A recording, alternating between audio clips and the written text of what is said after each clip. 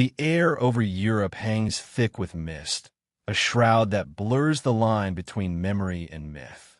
Ancient forests whisper secrets to the wind, their gnarled branches twisting like the tangled threads of history itself. In the shadows of these forgotten landscapes, empires have risen and fallen, leaving behind stones, ruins, and stories half buried beneath centuries of dust. Yet some tales were never meant to be lost entirely. They linger in the margins, in hidden manuscripts, and in maps that most people would dismiss as curious relics. Among these, one name echoes with a peculiar resonance through the corridors of time: the Merovingians. Few dynasties have captured the imagination of historians and mystics alike quite like the Merovingians. They ruled the Frankish kingdoms of early medieval Europe, from the fading days of the Roman Empire to the dawn of the Carolingian Age. Their reign was marked not only by political power, but by an aura of mystery, an almost supernatural presence that set them apart from other kings. Chroniclers whispered of their long hair, said to be a symbol of divine right, a physical mark of an almost otherworldly lineage. Some legends even suggest that they claimed descent from sacred bloodlines, carrying knowledge that transcended mere politics, knowledge meant to guide Europe along hidden paths known only to a select few. And yet, the Merovingians left far more than tales of kings and battles. They left clues, strange symbols etched into coins, cryptic inscriptions on tombs, and most intriguingly, maps that depict Europe not as we know it today, but as a landscape of secret territories, forgotten cities, and concealed power. These forbidden maps hint at a Europe hidden behind the veil of conventional history, a Europe whose stories have been obscured by time, conflict, and deliberate erasure. What were these maps trying to reveal? And why were they so meticulously hidden from public knowledge? The idea of a hidden Europe may seem far-fetched, almost like the stuff of fantasy, yet the evidence is tantalizing. Consider the forests of Gaul, the rolling hills of Burgundy, or the remote valleys of Loire. What if these lands held secrets that were deliberately concealed? What if the seemingly ordinary rivers, roads, and settlements were once markers of a deeper, coded understanding of the continent?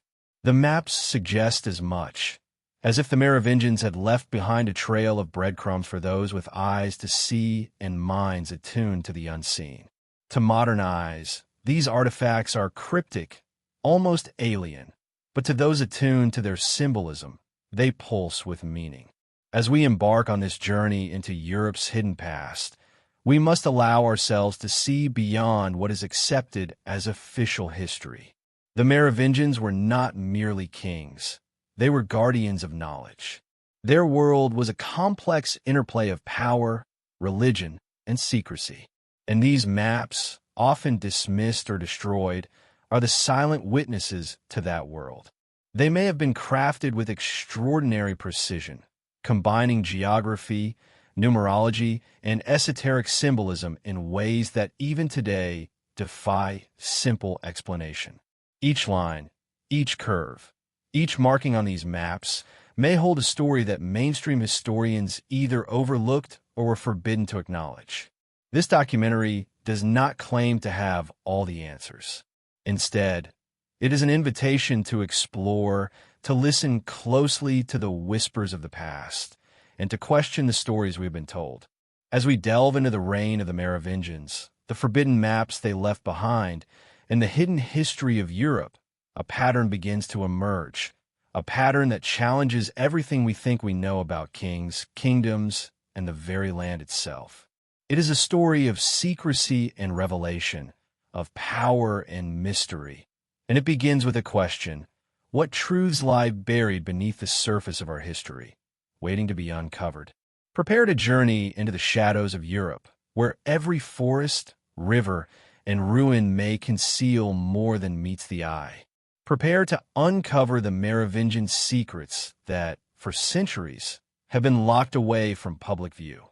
The maps, the symbols, the legends, They all converge here, pointing toward a history that is as enigmatic as it is profound. And as we follow this hidden trail, we may find that the story of Europe is far stranger, more intricate, and far more mysterious than anyone could have imagined.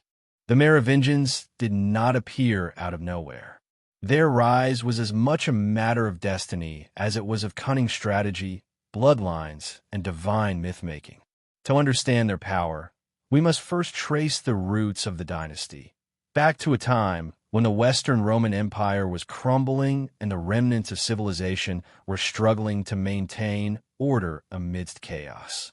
Into this fractured Europe stepped the Franks, a confederation of tribes whose ambitions extended far beyond mere survival.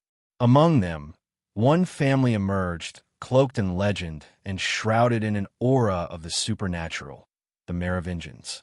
The founder of the dynasty, Merovec, is as enigmatic as the line he would begin.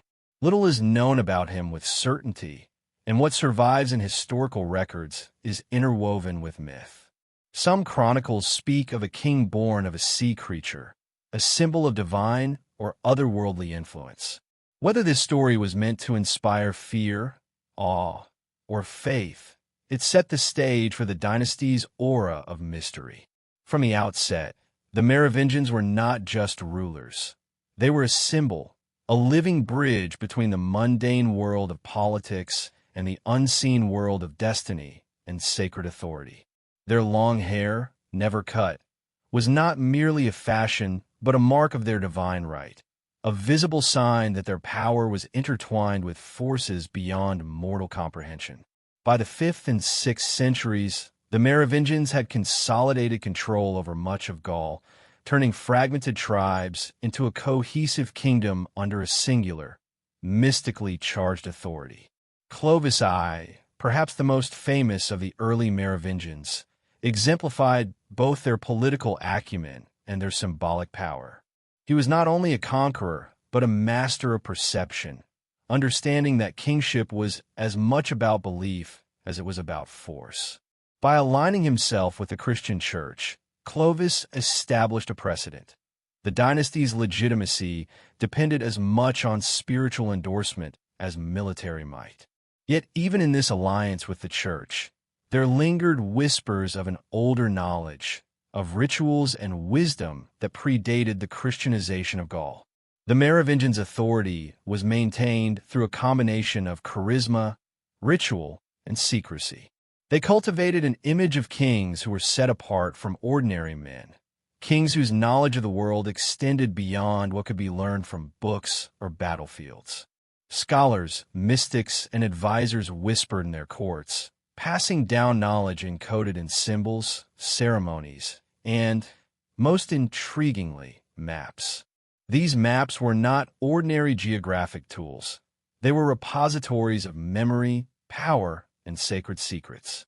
They hinted at places of hidden strength, sacred wells, and pathways that only the initiated could understand.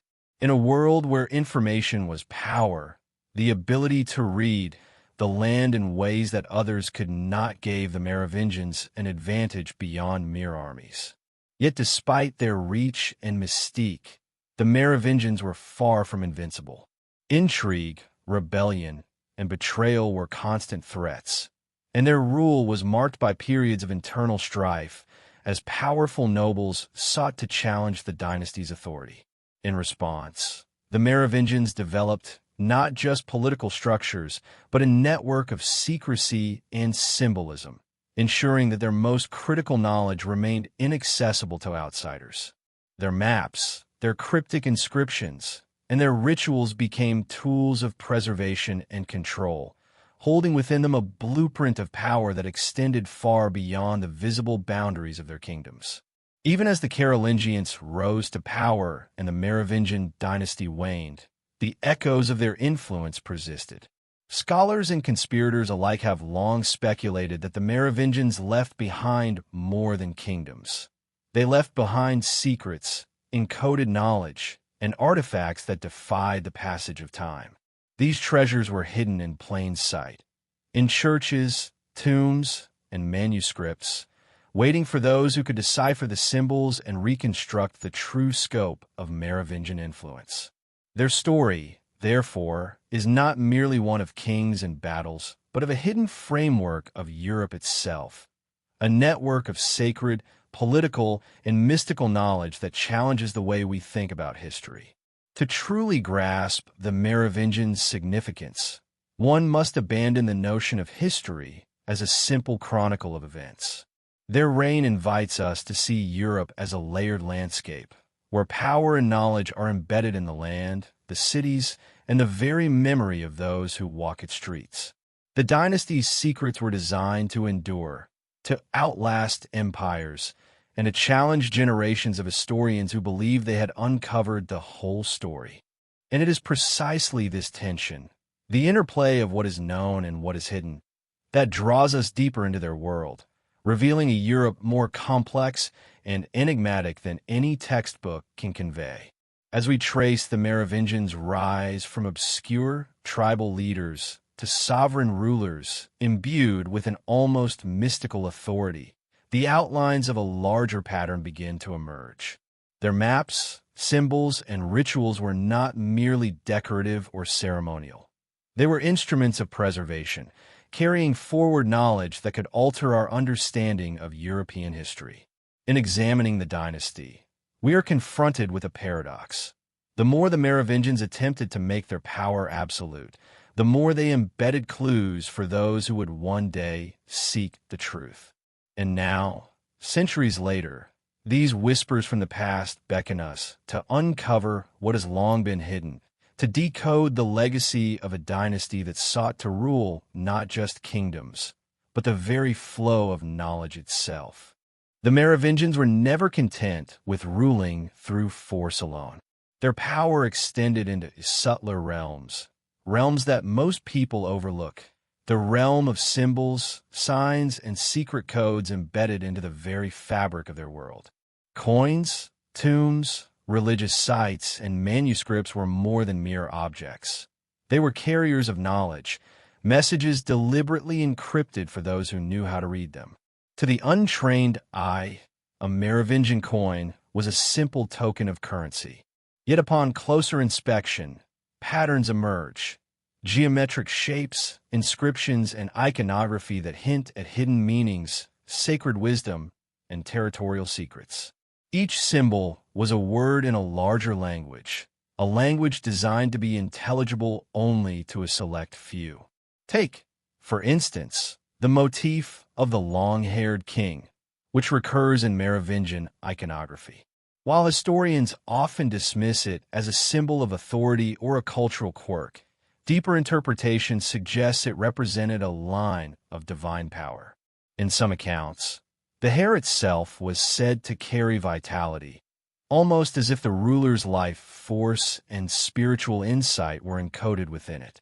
Similarly, the frequent depiction of animals, birds, and mythical creatures on coins and manuscripts may not have been decorative but deliberate markers, signs indicating sacred sites, secret paths, or hidden treasures.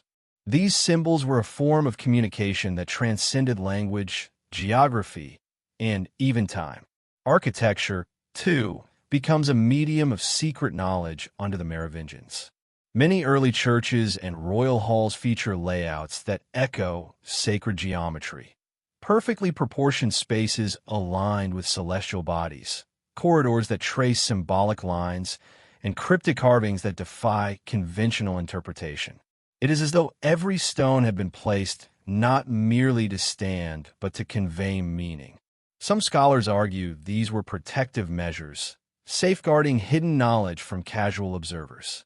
Others suggest that they formed a network of markers, physical embodiments of the forbidden maps themselves, connecting one site to another in a hidden lattice of Merovingian memory.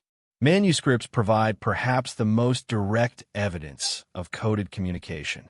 Surviving texts often combine religious instruction with enigmatic illustrations, diagrams, and annotations that defy straightforward reading. Numbers, letters, and symbols were layered with meaning, creating multidimensional messages. Some pages resemble maps in themselves, with illustrations of rivers, hills, and cities embedded within allegorical or mystical frameworks. To the Merovingians, knowledge was never meant to be purely intellectual. It was experiential, symbolic, and carefully guarded. One had to interpret both what was written and what was hidden between the lines. The question arises, why go to such lengths to encode knowledge in this way? The answer may lie in the dual nature of Merovingian power. On one hand, they ruled a tangible kingdom, exercising authority over land and people. On the other, they presided over an invisible kingdom of knowledge, spiritual authority, and mystical insight. Symbols acted as bridges between these two realms, ensuring that only those with the proper training, awareness, or initiation could access the most profound truths. To the uninitiated, these signs were nothing more than decoration or superstition. To the initiated, they were keys to understanding the layout of the land, the location of sacred sites, or the sequence of historical events that have been obscured by time. Even more compelling is the idea that these symbols were intended to survive the fall of the dynasty itself. The Merovingians were acutely aware that empires rise and fall, and that their earthly power would not last forever. By encoding knowledge in symbols, maps, and sacred geometry, they created a form of historical insurance, an enduring language that could guide future generations back to truths that might otherwise have been lost.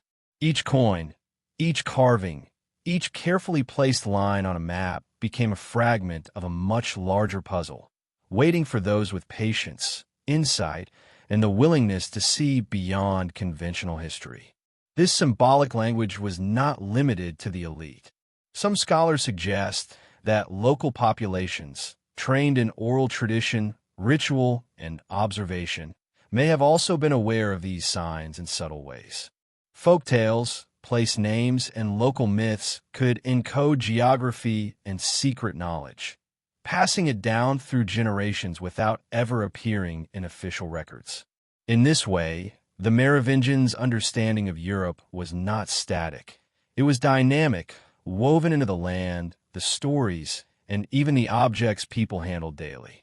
Knowledge became a living, breathing network, designed to endure long after the kings themselves had vanished. As we examine these symbols and secret signs, a pattern begins to emerge, one that hints at something far greater than mere esoteric whimsy. The Merovingians were constructing a map of meaning layered over the physical world, a map that could only be read by those attuned to its language.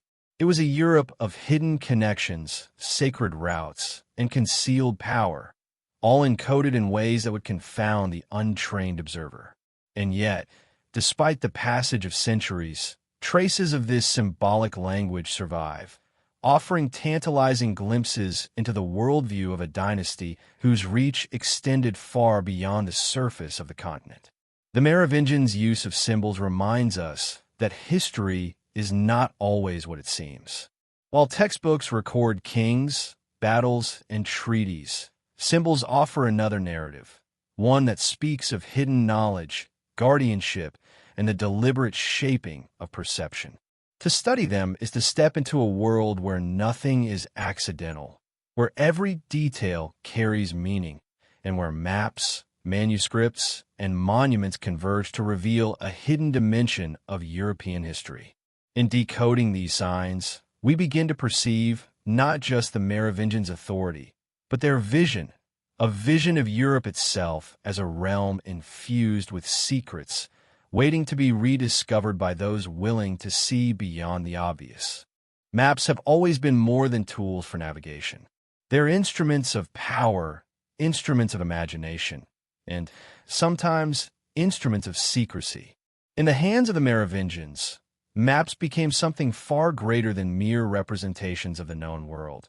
They became repositories of hidden knowledge, encoded visions of Europe as it was, as it could have been, and as only the initiated were meant to understand. These were not the simple charts scribbled by medieval monks to mark towns and rivers. These were forbidden maps, documents whispered about in hidden circles, charts that challenged the very foundations of historical geography. What made these maps so extraordinary was not merely their detail, but what they omitted. Rivers flowed where they should not, cities appeared in places lost to time, and borders suggested the existence of kingdoms that mainstream history has never acknowledged. Some maps seem to overlay the mystical and the physical, combining conventional cartography with esoteric symbols, sacred numerology, and clues to the location of sites of power. Scholars have long debated whether these maps were practical tools, mystical guides, or cryptic codes meant to survive centuries of neglect and deliberate suppression. The truth may well be all three. Take, for example, the so-called Merovingian map fragments, a collection of parchment sheets preserved in obscure archives across Europe. At first glance, they appear as fragmented, almost illegible remnants of old charts. But closer inspection reveals something extraordinary. Rivers not only drawn with unusual precision, but marked with symbols corresponding to sacred or historically significant sites. Mountains are positioned to align with astronomical phenomena, and forests are annotated with symbols that hint at hidden settlements or ceremonial grounds. In essence, these maps are layered, combining geography, astrology, and coded instructions into a single enigmatic whole. Some researchers argue that these maps were never meant for public eyes. They were keys for a select few, perhaps designed for Merovingian heirs, high priests, or trusted advisors who understood the symbolic language of the dynasty. These maps could have been guides to sacred spaces, hidden treasures, or safe havens during times of war and upheaval. But over time, as political tides shifted and the Merovingian bloodline was supplanted by the Carolingians, the maps fell into obscurity or were deliberately hidden. Many were confiscated, altered, or destroyed by those who sought to consolidate power and control the narrative of European history. What survived became fragments, tantalizing yet incomplete, offering glimpses of secrets that were once far more coherent and profound. The anomalies within these maps are what make them particularly compelling. For instance, some maps show cities that historians have long assumed never existed, or indicate routes through regions that have otherwise disappeared from conventional records. Rivers twist unnaturally, mountains rise in impossible configurations, and certain locations are highlighted with symbols resembling stars, crosses, or geometric shapes that seem to encode information rather than merely indicate landmarks.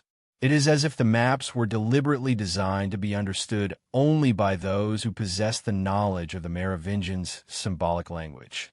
Ordinary observers would see chaos, but the initiated could discern order, paths, and meaning embedded within what others dismissed as error or fantasy.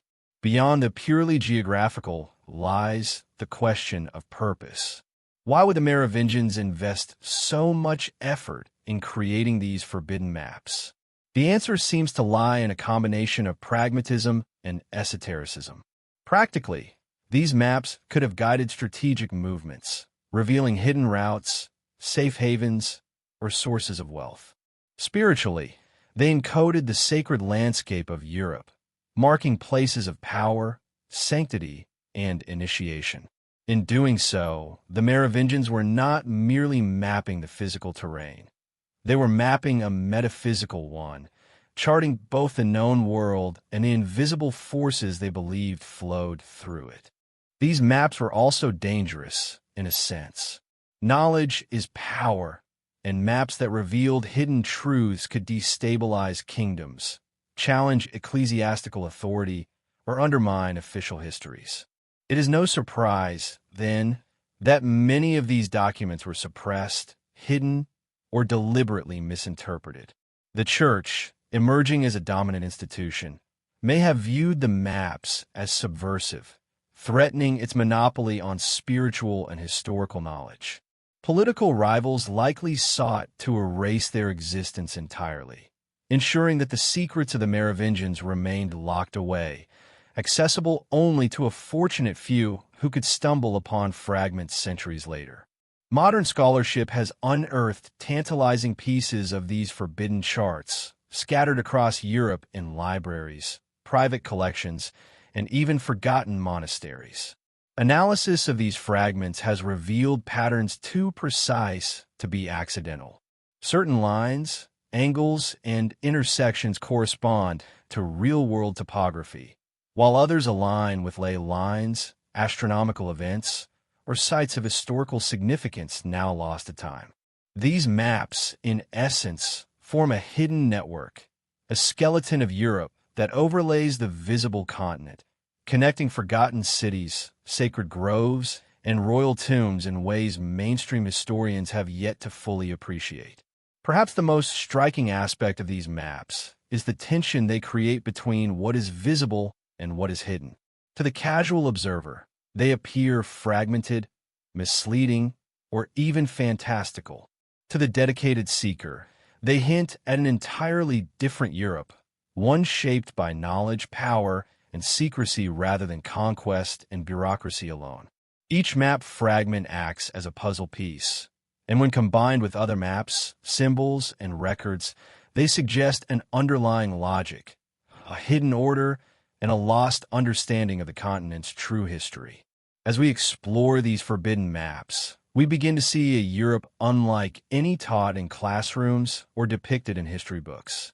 We glimpse lost kingdoms, concealed routes, and sacred sites whose significance has been erased or obscured over centuries.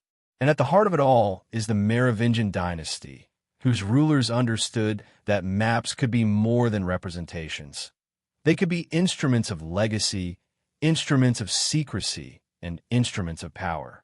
The forbidden maps are, in many ways, the last whispers of a civilization that sought to encode its knowledge for posterity, a civilization that understood the delicate balance between revelation and concealment, between truth and survival. In the end, the maps are not merely objects of curiosity. They are invitations.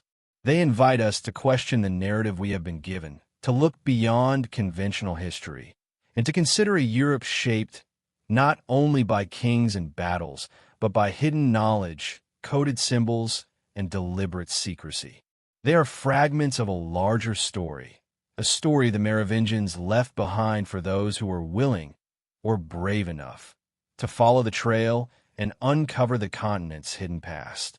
Beneath the rolling hills and dense forests of Europe lies a layer of history that has been largely forgotten, hidden not by accident, but by deliberate design.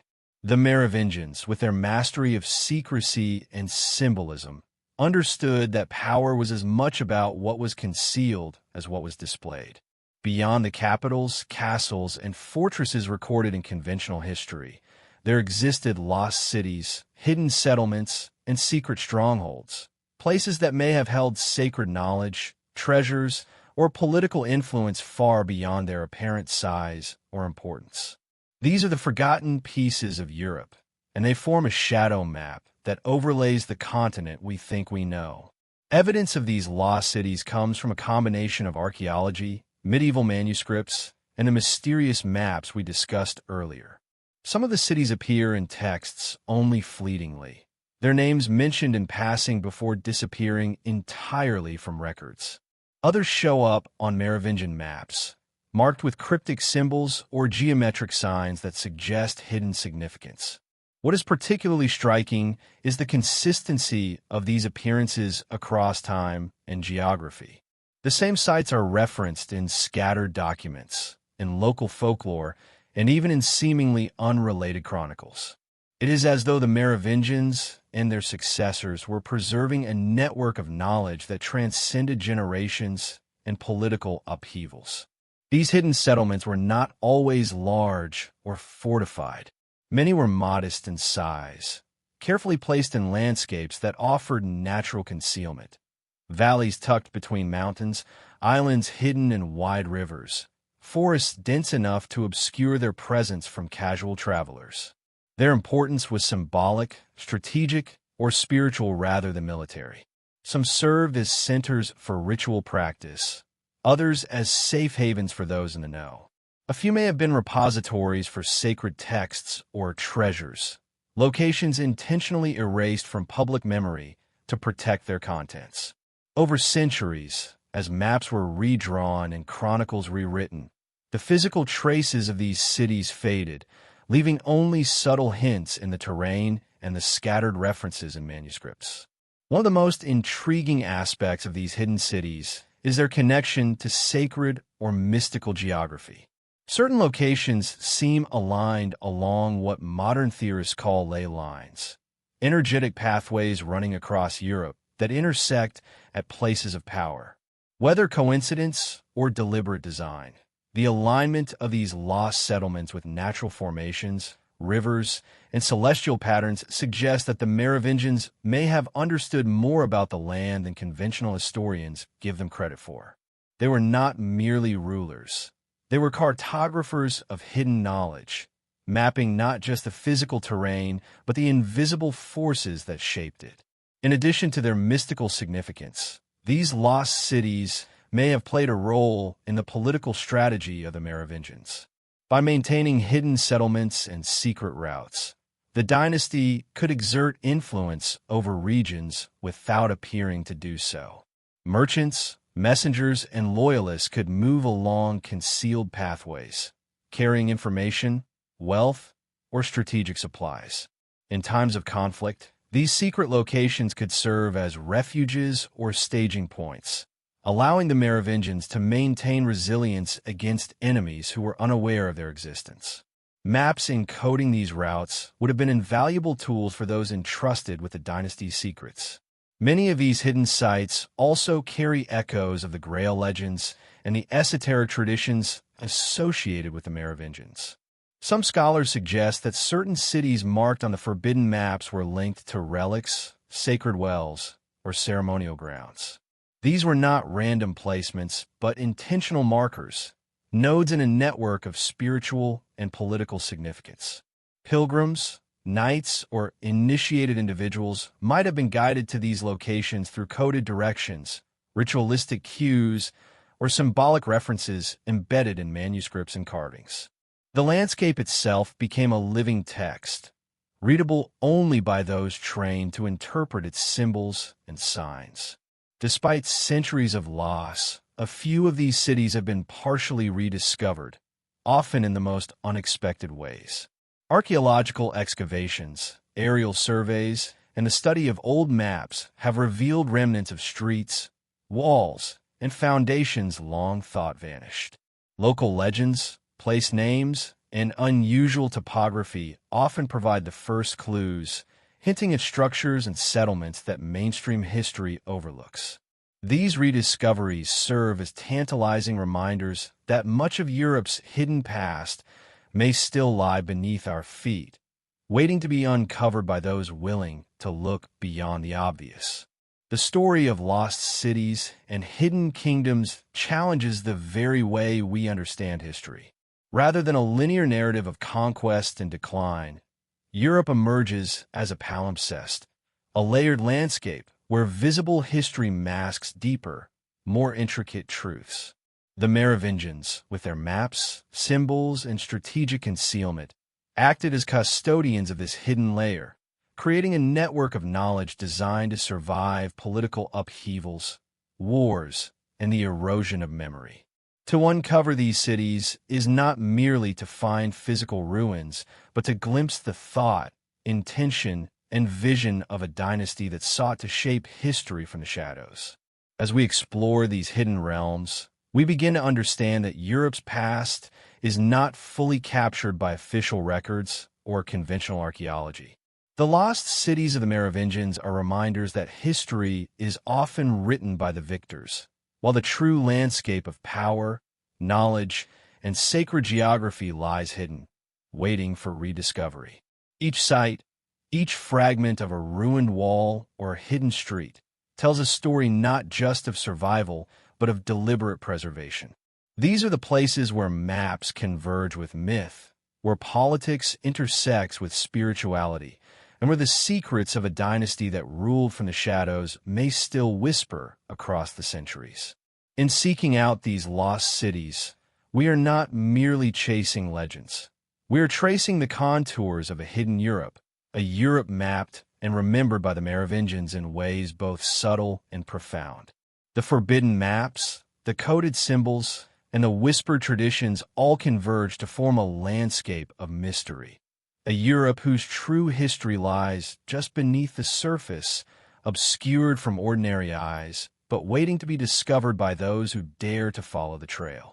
The Merovingian story is never complete without invoking the legend of the Holy Grail, a symbol that has haunted the imaginations of seekers, scholars, and mystics for centuries. Unlike the familiar tales of Arthurian knights questing for a sacred cup, the Grail's connection to the Merovingians is far subtler. Woven into their bloodline, their symbols, and, intriguingly, the very maps they left behind. In this context, the Grail is less an artifact and more a symbol of sacred knowledge and divine inheritance, a key to understanding a hidden Europe that existed alongside the conventional histories of kings and kingdoms. Many historians dismiss the connection between the Merovingians and the Grail as legend, yet tantalizing traces persist in medieval chronicles, obscure manuscripts, and esoteric texts. Some sources suggest that the Merovingian bloodline itself was considered sacred, a living vessel of divine wisdom passed down through generations. The dynasty's long hair, so meticulously preserved and never cut, was more than a cultural or aesthetic choice. It was a symbol of continuity, a visible marker of a lineage carrying knowledge thought to be holy. In this framework, the Grail is not simply a chalice, but an emblem of power, sanctity, and a secret that could alter Europe's spiritual and political landscape. The forbidden maps we have discussed earlier may hold further clues to this connection. Certain locations marked on these maps correspond to sites associated with Grail legends. Remote chapels, hidden valleys, and ancient shrines that align with symbolic geometry and ley lines across Europe. Some researchers propose that the maps were intended as guides, not to locate a physical object, but to navigate a hidden network of sacred knowledge tied to the Merovingian bloodline. The map's annotations, symbols, and unusual features, rivers that twist unnaturally, cities marked with cryptic icons, or obscure forests highlighted with strange notations, could have served as waypoints in a spiritual and intellectual journey, leading only the initiated to truths concealed from ordinary eyes.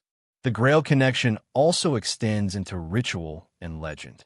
Accounts of secret ceremonies, hidden altars, and mystical rites suggest that the Merovingians may have performed rituals meant to preserve and transmit sacred knowledge. In some traditions, the Grail is depicted as a vessel of life, wisdom, and healing, attributes that resonate with descriptions of the Merovingian kings themselves. They were rulers who not only commanded armies, but were believed to possess insight into the divine order, able to interpret signs, stars, and the hidden patterns of the world. In this light, the Grail becomes an allegory for the dynasty's secret understanding of Europe, encoded in maps, symbols, and rituals across generations. This association between bloodline, maps, and sacred knowledge is further complicated by the rise of the Church and other political powers that sought to suppress or reinterpret Merovingian legacy. Many Grail legends, once perhaps intimately tied to the dynasty, were sanitized, recontextualized, or transformed into myth to obscure their original meaning. What survived in popular culture, the tales of knights seeking a cup of miraculous power, may have been a simplified version of a far more intricate system of knowledge and influence. The maps, hidden cities, and symbolic artifacts suggest a Europe where the Grail was not merely a story, but a real, structured network of sacred sites and hidden wisdom, guarded by the Merovingian lineage. The fascination with the Grail and the Merovingians persists into modern times, fueled by esoteric societies, researchers, and conspiracy theorists. Groups like the Priory of Chaon, whether factual or mythologized, have been associated with attempts to preserve Merovingian secrets, including maps, relics, and interpretations of sacred symbols. The idea is compelling, that the Grail, far from being a singular object, is a network of knowledge, a spiritual map encoded into geography, ritual, and lineage. It is a living legacy, one that exists both materially and symbolically, waiting for those who can decode its layers of meaning. What makes this connection especially intriguing is the tension between revelation and secrecy. The Grail, like the forbidden maps, has always been partially obscured, its truth accessible only to those attuned to the signs. Mainstream history, ecclesiastical authorities, and political powers may have intentionally suppressed its full significance, leaving fragments, myths, and coded symbols scattered across Europe. The Merovingians, in this sense, were not merely kings. They were custodians of a hidden spiritual geography, guardians of a legacy that could alter perceptions of history, power, and faith. In exploring the Grail connection, one begins to see Europe through a different lens. It is a landscape where rivers, forests, and mountains are not merely physical features, but vessels of memory and meaning. It is a Europe where kingship, sacred knowledge, and maps converge, creating a network of sites and symbols that encode a truth hidden for centuries. The Merovingians, through bloodline, ritual, and cartography, appear to have constructed a system where knowledge itself became a kingdom, one that existed alongside, and sometimes beneath, the visible world of politics and conquest. Ultimately, the Merovingian Grail connection invites us to reconsider the nature of history, myth, and power. The Grail is no longer simply a legendary object pursued by knights. It is a symbol of encoded wisdom, of hidden networks, and of a dynasty that sought to shape Europe's spiritual and intellectual landscape in ways that remain concealed even today. By tracing this connection through maps, lost cities, and symbolic traditions, we begin to glimpse a hidden Europe, a continent layered with meaning, mystery, and secrets preserved by the Merovingians for those who have the insight and courage to uncover them. The Merovingians left behind more than physical maps and symbols.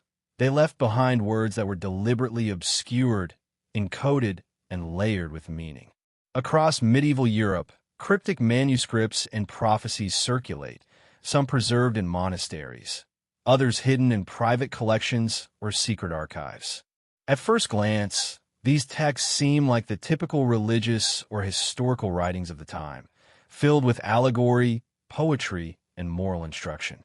Yet upon closer inspection, a pattern emerges, an underlying structure that hints at hidden knowledge, lost territories, and truths about the Merovingian bloodline that mainstream history either overlooked or deliberately suppressed. Some of the most intriguing manuscripts describe visions of the future or events that seem impossibly prescient. These prophecies are often cryptic, written in symbolism and riddles that defy simple interpretation. Rivers, cities, and even mountains are referenced in metaphorical terms, as if the author expected the reader to understand their hidden significance. Certain lines in these texts hint at the existence of lost or concealed kingdoms, sacred sites, and pathways that align with what we now recognize as forbidden maps. It is as though the authors were not merely chronicling events, but encoding a secret framework of Europe for those with eyes to see. The prophecies themselves are often tied to individuals of extraordinary importance, kings, heirs, and guardians of sacred knowledge. Many passages describe rulers with long hair or divine lineage, leaders whose authority was more than political.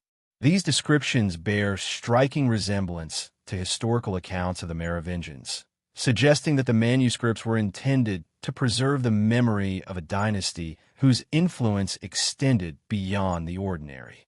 Some scholars propose that the prophecies functioned as guides, signaling where to look, how to read maps, or how to identify hidden cities and sacred sites. The cryptic nature of these manuscripts is deliberate. Letters, numbers, and symbols often appear interwoven, creating layers of meaning that could only be deciphered by those trained in the esoteric traditions of the Merovingians. Allegorical imagery, biblical references, and astrological signs were all part of a complex language, one that transformed ordinary text into a multidimensional code. These manuscripts were, in essence, treasure maps of knowledge, treasure not of gold or jewels, but of insight, power, and understanding. The key to their secrets was not brute force, but interpretation, intuition, and awareness of a hidden symbolic order. In some cases, these prophecies intersect with other historical phenomena in astonishing ways. Certain predictions align with events centuries later, suggesting that the authors were either extraordinarily insightful or deliberately embedding coded messages for the future. Rivers flood, kingdoms fall, and holy sites vanish or emerge in locations anticipated by these texts. The recurring symbols and metaphors in the manuscripts often mirror the signs found on forbidden maps and in architectural designs associated with the Merovingians. This consistency implies a deliberate and enduring effort to preserve a hidden framework of Europe, spanning centuries, dynasties, and shifting political landscapes. Equally compelling are the esoteric manuscripts that focus not on prophecy, but on instruction. These texts provide cryptic guidance on rituals, spiritual practices, and the preservation of sacred knowledge.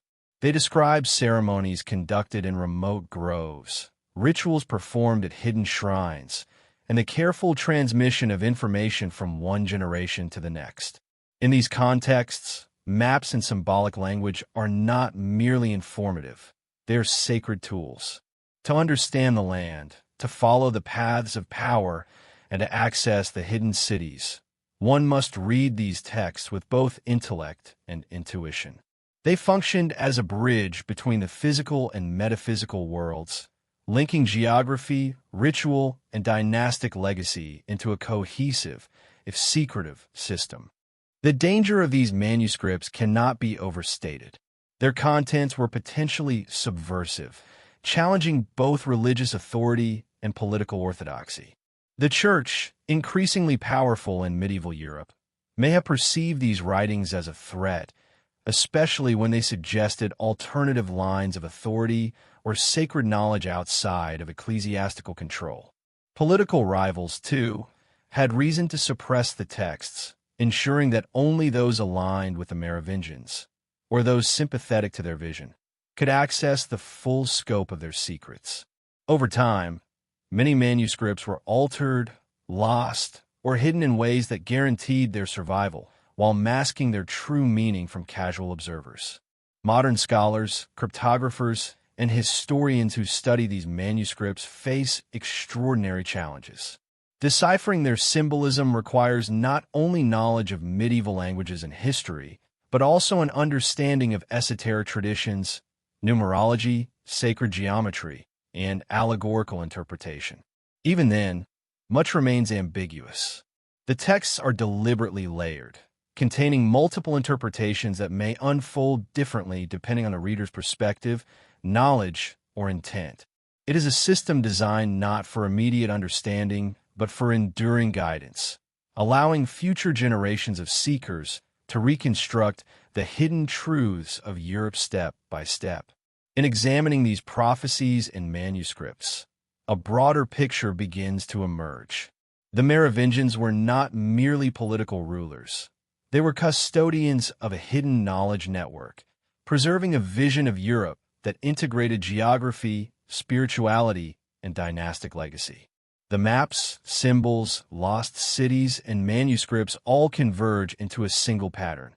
A Europe mapped as much by esoteric insight as by conquest, where sacred and political knowledge coexist in carefully encoded forms. This network, deliberately hidden and preserved through layers of secrecy, suggests that much of what we consider historical fact may be only a fragment of a far more intricate and mysterious story. The manuscripts also highlight a recurring theme in Merovingian legacy: preparation for posterity. The dynasty understood the impermanence of political power and the fragility of memory. Through cryptic writings, they encoded knowledge that could outlast empires, wars, and the erasure of dynasties. Each prophecy, each cryptic symbol, each coded line served as a safeguard against oblivion, a method for ensuring that the secrets of sacred geography, hidden cities, and the Grail connection could endure until someone capable of decoding them arrived. In essence, the manuscripts are both historical record and living blueprint, a bridge between what is hidden and what may yet be revealed. By studying these texts, we are invited into the world of the Merovingians, not merely as historians, but as seekers. Each page is a puzzle, each symbol a signpost, and each prophecy a thread leading into the shadowy landscape of Europe's hidden history. The manuscripts are whispers from the past, calling us to look deeper, question conventional narratives, and consider that the continent we know may only be the surface layer of a far richer and more secretive reality. Power, knowledge, and secrecy are often inseparable, and nowhere is this more evident than in the interplay between the Merovingians and the Church.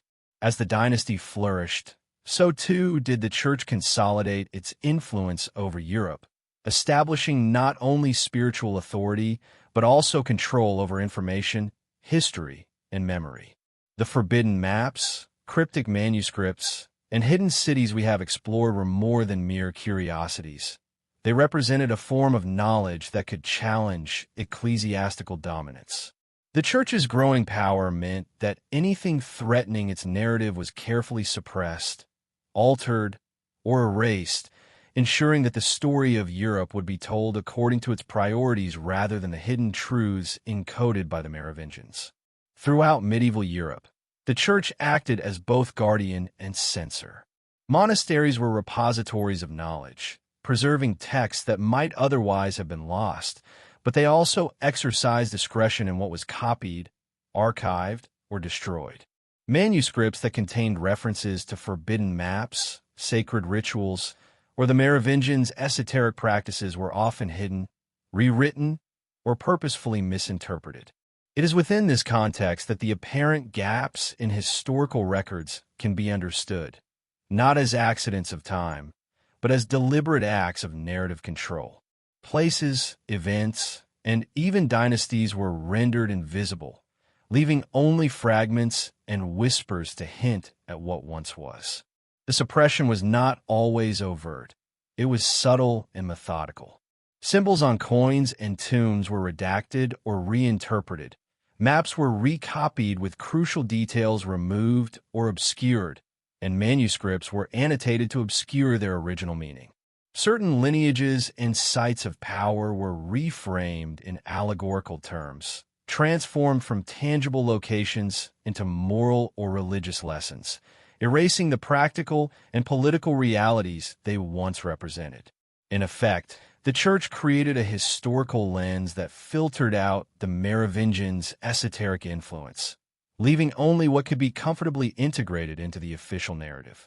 At the same time, the Church faced a complex dilemma. The Merovingians were not merely political rivals. They were also tied to sacred knowledge, including sites, relics, and traditions that predated Christianity in Europe. Attempting to suppress this knowledge entirely risked destabilizing established religious and social order. Thus, the strategy became one of selective preservation, hiding certain elements, altering others, and recontextualizing the rest to ensure that power remained firmly in the hands of the Church while keeping fragments of Merovingian knowledge tantalizingly intact. This delicate balance created an enduring tension between revelation and concealment, a tension that continues to fascinate researchers today. Political motives intertwined seamlessly with spiritual concerns. Knowledge is power, and the Church understood that maps, manuscripts, and esoteric traditions could influence loyalty, strategy, and control over territories. A hidden city, a sacred site, or a prophecy favoring one lineage over another could undermine the Church's authority if discovered by the wrong people. By suppressing or manipulating this information, the Church not only safeguarded its spiritual monopoly, but also maintained a subtle form of geopolitical control, shaping the course of European history without the need for armies or battles. Interestingly, the suppression itself has left clues. Discrepancies between texts, missing pages, cryptic annotations, and inconsistencies in historical accounts suggest deliberate erasure and reinterpretation. Scholars who study these anomalies often uncover patterns that point back to the Merovingians, traces of their maps, symbols, and manuscripts hidden in plain sight. It is as if the Church, in attempting to control the past, inadvertently created a trail for the determined seeker, leaving behind the very breadcrumbs that modern historians and cryptographers follow in their quest to reconstruct Europe's hidden history. One of the most compelling examples of this tension between suppression and survival is the preservation of certain Merovingian relics and maps within secret societies, monasteries, and private collections. These items were often safeguarded precisely because they were forbidden, considered dangerous, or too revealing. Priests, monks, and loyalists may have acted as clandestine custodians, passing down knowledge through generations while carefully avoiding scrutiny. In this way, suppression and preservation became two sides of the same coin, ensuring that the Merovingians' legacy endured even under the weight of institutional control. The Church's influence also extended to education and scholarship. By controlling which texts were copied, which histories were taught, and which lineages were celebrated, the institution shaped the narrative of European identity. Generations of students and scholars were guided to view the continent through a particular lens, one that emphasized Christian triumph and doctrinal orthodoxy while minimizing or obscuring the Merovingians' esoteric contributions. As a result, modern understanding of early medieval Europe is incomplete, filtered through layers of interpretation, omission, and deliberate narrative shaping. Yet the suppression of knowledge was never absolute. Fragments of maps, manuscripts, and sacred symbols survived, often in the margins of texts or in obscure locations. These remnants challenge the official story and suggest that Europe's history is far richer and more complex than commonly portrayed. They hint at networks of power, hidden cities, and sacred sites deliberately encoded by the Merovingians, waiting for rediscovery. The tension between suppression and survival is at the heart of the mystery, providing the thrill of discovery for those willing to look beyond conventional history. In examining the Church's role in controlling knowledge, we begin to understand that history is not a simple chronicle of events. It is a narrative shaped by those with the power to preserve, interpret, or erase. The Merovingians' secret maps, cryptic manuscripts, and hidden sites represent a counter-history, a Europe that existed alongside the official narrative, carefully concealed yet never entirely destroyed. It is within this shadowed framework that modern researchers find clues, symbols, and patterns that reveal a continent once mapped not only by kings and armies, but by secrecy, sacred knowledge, and the careful interplay of power. Ultimately, the Church's suppression of Merovingian knowledge underscores the stakes of revelation. The dynasty's maps, symbols, and manuscripts were not only records but instruments of authority, capable of reshaping the understanding of Europe itself. The effort to conceal them reveals both fear and respect for the dynasty's hidden wisdom. And in the act of suppression, the Church inadvertently ensured that curiosity, investigation, and discovery would continue for centuries, leaving us with tantalizing fragments of a history deliberately hidden yet persistently resilient. The burial practices of the Merovingians are shrouded in the same aura of mystery and secrecy that defines their entire dynasty. Unlike other medieval rulers, whose tombs were often public and monumental, Merovingian tombs were deliberate statements of power, sanctity, and concealment. Their long hair, preserved and venerated in life, carried over into death, serving as both a symbolic marker and a sign of divine authority. These tombs were not merely resting places for kings and queens. They were crypts of knowledge, containers of esoteric wisdom, and in some interpretations, silent repositories of the dynasty's hidden maps and sacred relics. Archaeological discoveries across former Merovingian territories reveal a pattern of burial that is both consistent and enigmatic. Kings were often interred with symbols of office, coins, or objects whose practical purpose seems secondary to their symbolic significance. Jewelry, ceremonial daggers, and ornate vessels were included not for ornamentation alone, but as markers of identity, authority, and esoteric knowledge. Some tombs are positioned in alignment with celestial events, solstices, equinoxes, or notable lunar cycles, suggesting that death was not merely an end, but a ritualistic continuation of sacred knowledge, a bridge between the temporal and the divine. What makes these tombs particularly fascinating is the connection they may have to the forbidden maps. Some historians and cryptographers suggest that the location of certain Merovingian graves correlates with patterns found on surviving map fragments. Rivers, hills, and forests near these tombs appear in coded form, implying that the resting places of kings were deliberately chosen to mark, protect, or communicate spatial and symbolic knowledge. In essence, the Merovingians' tombs were living points on a hidden network of Europe, silent yet purposeful, their significance awaiting those who could read their signs. The secrecy surrounding Merovingian burials was further enhanced by architectural design.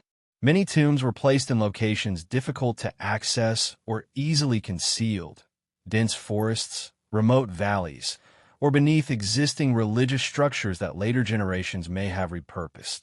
Tombs themselves often feature cryptic carvings, geometric patterns, and symbols that defy conventional interpretation. These designs are more than decoration. They serve as encoded markers of lineage, power, and, possibly, the location of hidden knowledge.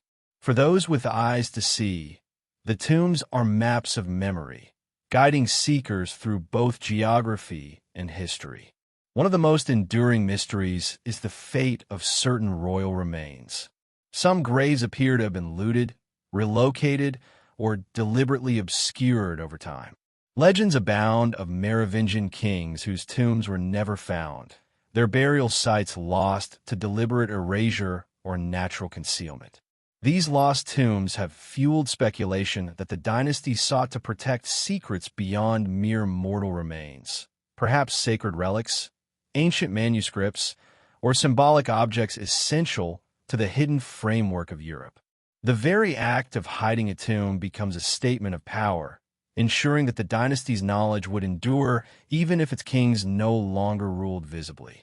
The symbolism within Merovingian tombs extends beyond death into the metaphysical. Some accounts suggest that the long hair, sacred objects, and tomb alignments were intended to facilitate continuity between the living and the ancestral line. The deceased kings were not inert. Their presence within these carefully curated spaces was thought to maintain spiritual, political, and mystical influence. In this sense, tombs functioned as both memorials and conduits, preserving knowledge that the dynasty could not entrust solely to memory or manuscript. They were nodes in a network, connecting generations, landscapes, and hidden knowledge. Interestingly, these tombs often intersect with local folklore, legends, and myths. Villagers, monks, and pilgrims in the surrounding regions told stories of sacred graves, hidden treasures, and miraculous occurrences near Merovingian burial sites. While some accounts may be exaggerated or allegorical, the recurrence of similar stories across distant regions suggests a common origin, possibly tied to the dynasty's efforts to protect and encode information about Europe's hidden geography. Oral traditions, like manuscripts and maps, became vessels of memory, preserving knowledge when written records were suppressed or destroyed. The Merovingian tombs also invite speculation about the Grail connection. Some researchers posit that tombs may have held or marked sites associated with sacred relics, connecting burial practices with the dynasty's spiritual legacy. The alignment of certain tombs with astronomical or geographic features echoes the coded language of forbidden maps, suggesting that death, ritual, and hidden knowledge were intricately linked in Merovingian thought. To uncover these tombs is not merely to discover bones. It is to engage with the philosophy of power, secrecy, and sacred continuity. The study of Merovingian tombs is further complicated by the Church's influence. As the dynasty waned, ecclesiastical authorities often repurposed burial sites, altered records, or recontextualized tombs to fit doctrinal narratives. Tombs that might have revealed hidden maps, sacred relics, or evidence of esoteric rituals were obscured, leaving only faint traces for modern researchers.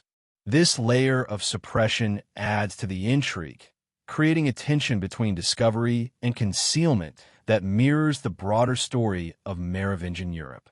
Ultimately, the tombs of the Merovingians are more than historical curiosities. They are testaments to a dynasty that understood the intertwining of power, secrecy, and sacred knowledge. Each tomb is a node in a network of hidden cities, forbidden maps, and esoteric manuscripts, a tangible expression of the dynasty's enduring influence. In studying them, we begin to perceive Europe not only as a collection of kingdoms and territories, but as a landscape of coded memory, ritual significance, and hidden authority, preserved for centuries by the careful foresight of a dynasty that ruled from the shadows. Even as the Merovingian dynasty faded from the forefront of political power, the echoes of their influence persisted through secret networks and clandestine custodians who safeguarded the dynasty's most precious knowledge. These were not merely aristocrats or scholars. They were guardians of forbidden maps, cryptic manuscripts, and sacred rituals. They operated in the shadows, preserving secrets that could alter the understanding of Europe's history, spiritual geography, and the hidden legacies of a dynasty whose influence stretched far beyond its apparent reign. To comprehend the full scope of Merovingian impact, one must follow the trails left by these secret societies, custodians, and hidden orders. Among the most intriguing of these groups are organizations shrouded in mystery and legend, often cited in esoteric literature, but elusive to conventional historical verification. Some researchers have linked the Priory of Chaon, for example, to the preservation of Merovingian secrets, though the veracity of these claims remains debated. Whether fact, fiction, or a mixture of both, such societies illustrate a broader pattern. Throughout history, individuals and networks have dedicated themselves to protecting knowledge too dangerous or powerful for public consumption. These custodians ensured that maps, manuscripts, sacred relics, and encoded symbols survived the passage of centuries, wars, and political upheaval. The methods employed by these custodians were as diverse as they were ingenious. Manuscripts were concealed in monasteries, libraries, and private collections, sometimes annotated with cryptic marginalia to signal the significance of hidden passages or maps.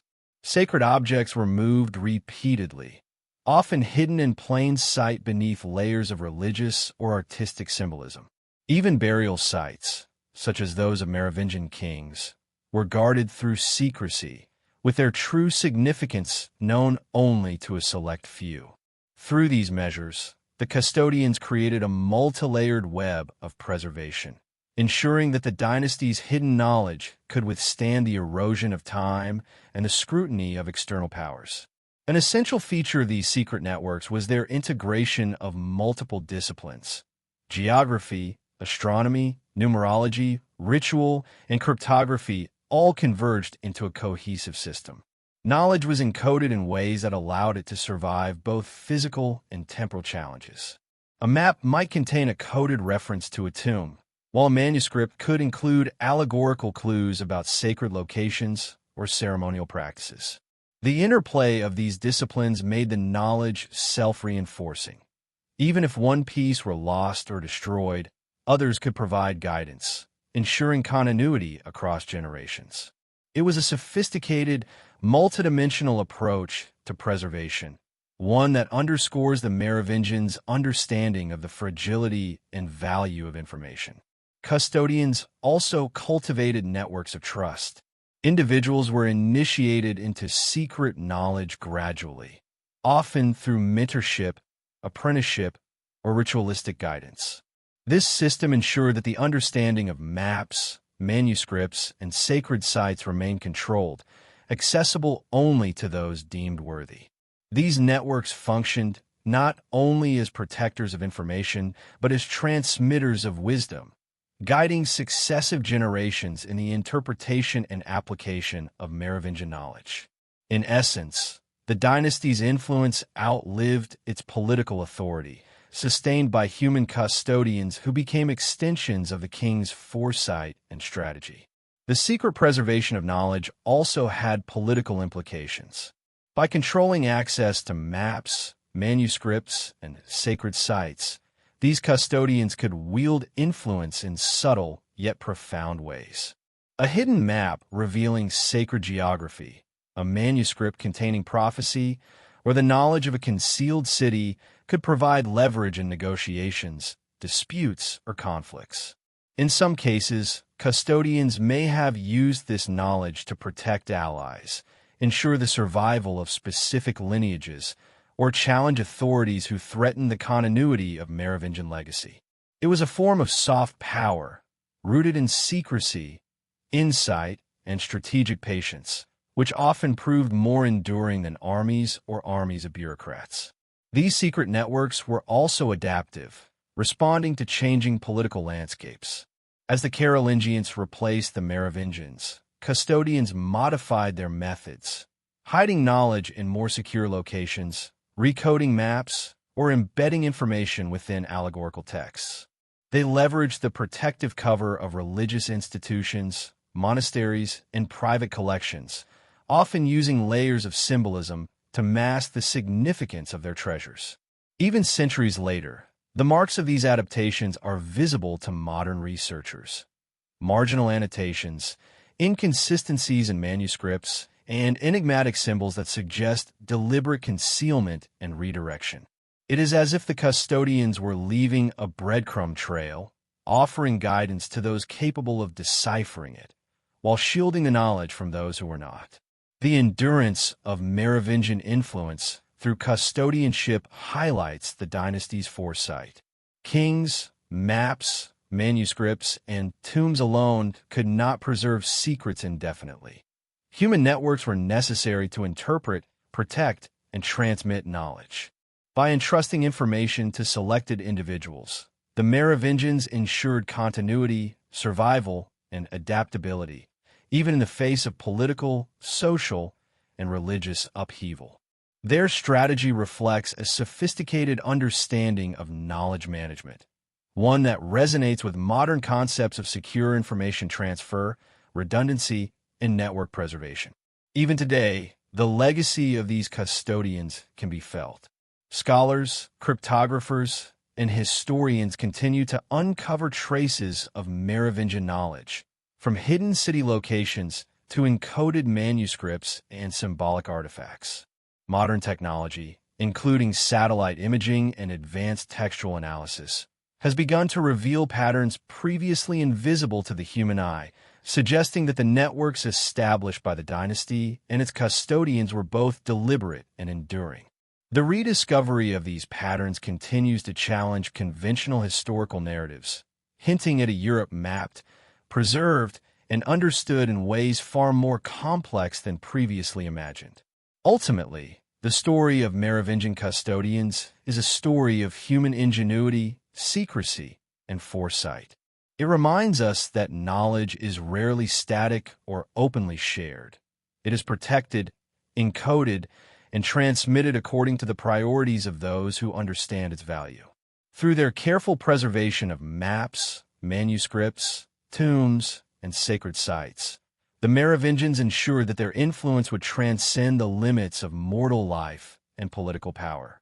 The dynasty's legacy endures not merely in history books, but in the hidden networks, cryptic symbols, and encoded knowledge carefully maintained by generations of custodians, guardians of a Europe whose deepest secrets remain partially concealed, waiting for those with the insight, patience, and courage to uncover them.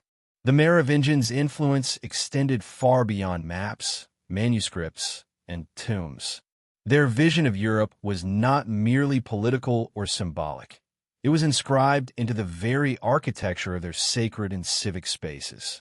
Churches, royal halls, crypts, and even fortified settlements were designed with deliberate geometric precision, incorporating sacred symbolism, celestial alignment, and encoded knowledge into stone and timber. These structures were not only functional. They were living texts, monuments in which the language of the Merovingians' hidden history could be read by those trained to understand it. Every arch, corridor, and crypt served as a node in the dynasty's invisible network of knowledge. Sacred geometry plays a central role in Merovingian architecture. Churches and chapels were often built on proportions that mirrored cosmic principles, aligning with solstices, equinoxes, or notable planetary configurations. Measurements, angles, and shapes were rarely arbitrary. Circles, triangles, and squares appeared in layouts designed to channel spiritual and symbolic energy. For the uninitiated, these features were simply aesthetic or devotional. For the initiated, they conveyed information about sacred sites, buried knowledge, or hidden pathways connecting regions across Europe. Architecture itself became a map, an encoded record of what the Merovingians deemed most important in both spiritual and temporal terms. The positioning of Merovingian sites also suggests deliberate coordination with geography. Churches, abbeys, and royal halls were often located near rivers, hilltops, or natural formations that were already considered sacred or strategically significant. In some cases, multiple sites align along straight lines or patterns, resembling a network of points that could guide travelers, pilgrims, or initiates. When combined with the forbidden maps and manuscripts, these architectural alignments form a multidimensional network, allowing those who understand the symbols to navigate Europe not just physically, but spiritually and intellectually. It is a hidden layer of Europe, overlaid upon the visible one, where sacred sites, secret knowledge, and Merovingian power converge. The symbolism embedded in the architecture is both subtle and sophisticated. Carvings, reliefs, stained glass, and mosaics frequently contain recurring motifs: long-haired kings, sacred animals, geometric patterns, and celestial symbols. These are not decorative flourishes, but deliberate signposts, communicating messages about lineage, sacred authority, or the location of hidden sites. In many instances, the motifs correspond to features depicted in maps or manuscripts, reinforcing the idea that architecture, written text, and cartography were all components of a unified system of encoded knowledge. Each building becomes a chapter, each motif a word, and together they narrate a story invisible to conventional history. Even the interior design of Merovingian structures reflects a mastery of secrecy. Crypts, underground chambers, and hidden passages are common, suggesting that the buildings served both public and private purposes.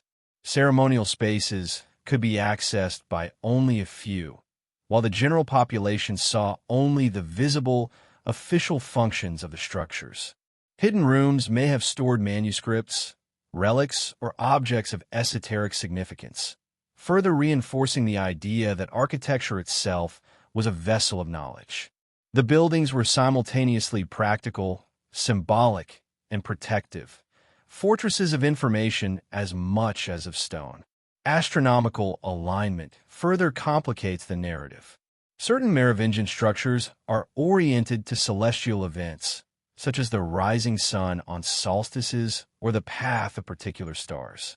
These alignments may have served ritual purposes, marking moments of spiritual significance, but they also suggest a deeper understanding of geography, astronomy, and symbolic mapping.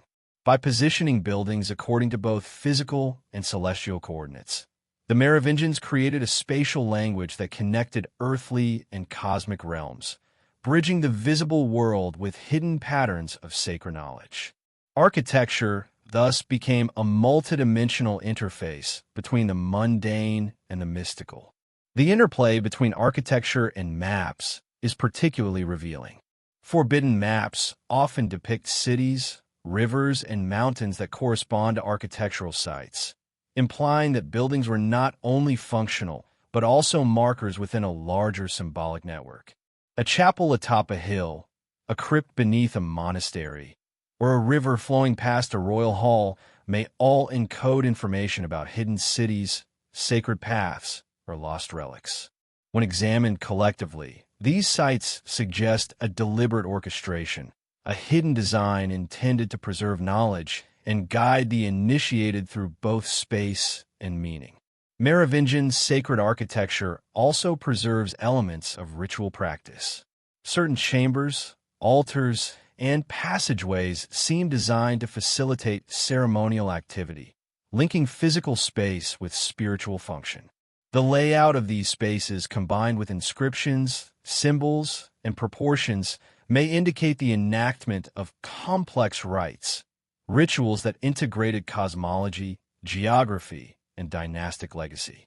These practices would have reinforced the connection between the Merovingians' spiritual authority and their territorial control, creating a living network of knowledge that extended beyond words and maps into the very stone of Europe itself.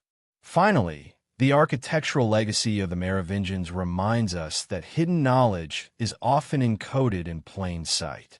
Structures that survive centuries of war, renovation, and neglect continue to whisper the secrets of a dynasty for those willing to read their signs. By studying these buildings in conjunction with manuscripts, maps, and tombs, researchers can begin to reconstruct a Europe imbued with a hidden order, one that exists alongside conventional history, challenging assumptions and offering glimpses into the complexity of Merovingian vision. The dynasty's genius lay not merely in conquest or rule, but in embedding knowledge, symbolism, and sacred authority into the very fabric of the land. Through their architecture, the Merovingians left Europe not only a visible legacy of churches, halls, and fortifications, but also an invisible legacy of encoded knowledge. The buildings are more than monuments. They are messages, maps, and memories, silent custodians of a network that continues to elude historians, yet beckons the curious to explore, interpret, and uncover the continent's hidden past. For centuries, whispers circulated among antiquarians, monks, and royal archivists about a parchment so unusual that even those who claimed to have glimpsed it struggled to describe what they had seen. It was not a map in the ordinary sense. There were no seas shaded in blue, no mountain ranges sketched with careful hatching, no clear political borders separating one land from another. Instead, the document was said to resemble a mixture of diagram, prophecy, and cosmological chart, created not by cartographers but by sages. Later writers called it the Meridian of the Blood Kings, the second and most elusive of the forbidden maps linked to the old Merovingian dynasty. Legends place the origins of the parchment at some point between the late 6th and early 7th century, though older traditions insist it was merely copied during that time from a source far older. Perhaps Roman, perhaps Celtic, perhaps something even more ancient than either. What gave the map its power was not the parchment itself, but the idea that it described a hidden axis running across the European continent, a line of influence, of kingship, of inheritance. Some described it as a meridian of destiny, others as a path of sovereignty, and still others as a royal current flowing invisibly beneath the land. The few fragments of description that survive, buried in monastery commentaries, in Carolingian polemics meant to discredit the Merovingians, and in peculiar notes found among later Templar inventories, suggests that the map traced a straight line from the shores of the Black Sea to the Atlantic coast of Gaul. But the line did not follow rivers or roads. It passed through places that seemed, at first glance, unconnected. Ancient hill forts, Roman ruins, forgotten villages, and sacred springs. Many of these sites had existed since prehistory. Others were newly built settlements that rose to prominence only under Merovingian rule. The extraordinary claim was that the Merovingian kings deliberately positioned their power centers, residences, burial sites, sanctuaries, and early churches, along this invisible alignment. To the chroniclers of the time, such behavior suggested a strategy informed by secret knowledge. But in later folklore, that alignment took on a mystical dimension, becoming a terrestrial reflection of a celestial pattern, as though the kings sought not only political authority, but cosmic legitimacy. Those who support the theory argue that the Merovingians were heirs to a pre-Christian priestly class that viewed geography as sacred architecture. Every stone, every bend of a river, every hilltop was part of a living design. To them, the land was not simply territory, it was a text. And if land could be read, then it could be mapped. The forbidden map was believed to capture that hidden text, revealing where the earth's spiritual currents intersected, where the veil between worlds thinned, where the governing power of a king might be strengthened or broken. A particularly evocative description comes from a 12th century compilation called the Book of Seven Silences, whose anonymous author writes of a long thread that binds the lands of the Occident, drawn by ancient watchers who pierce the skin of the world to reveal its shining veins. Some scholars dismiss the passage as allegorical poetry. Others believe it is based on an earlier Merovingian source. The phrasing is cryptic, but the metaphor aligns with the idea of a terrestrial meridian imbued with symbolic significance. The most controversial element of the map, however, concerns what is said to lie at its midpoint.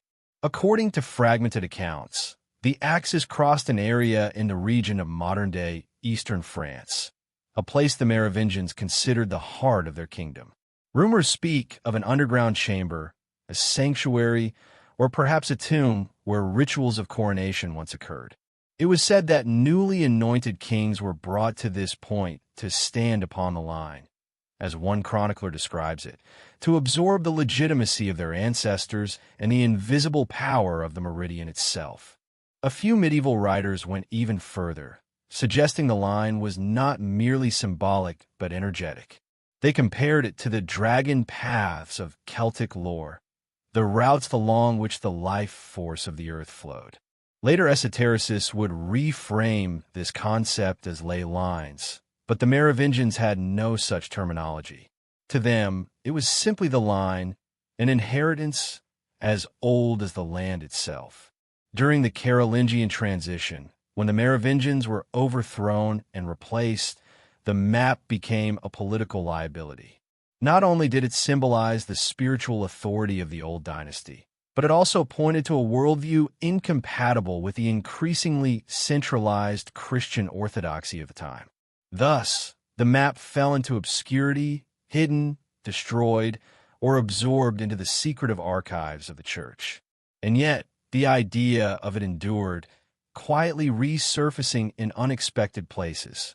In the 17th century, a Jesuit scholar reportedly found a strange diagram in a Visigothic codex, an oblique cross intersecting a vertical line stretching across the page, dotted with unfamiliar place names.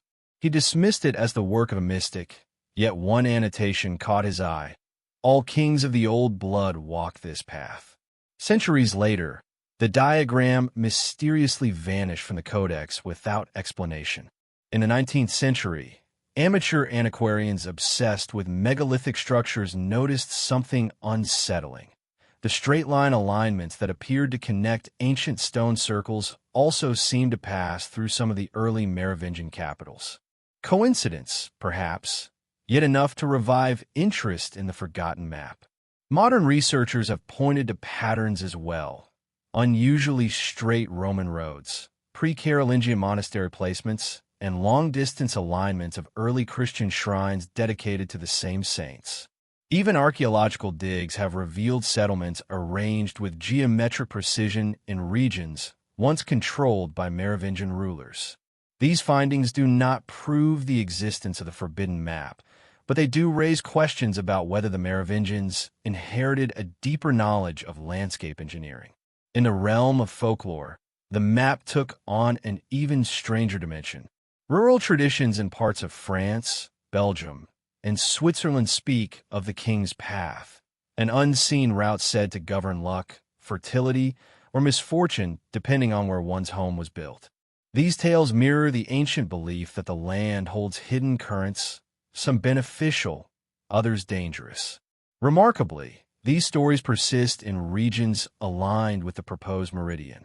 Ultimately, the enduring fascination with the so-called meridian of the Blood Kings lies in its ambiguity. If it existed, it was not a map of places but a map of meaning, a chart of the invisible structure beneath the visible world. A convergence of geography, ancestry, astronomy, and mythology. A document that required not merely sight but interpretation. Whether the Merovingians used the map to guide their rule, or whether later generations projected mystical significance onto mundane patterns, remains unknown.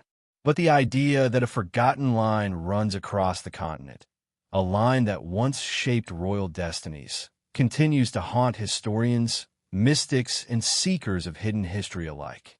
In recent years, something unexpected has begun to surface from beneath Europe's soil. Discoveries that quietly challenge long-held assumptions about the continent's early medieval history.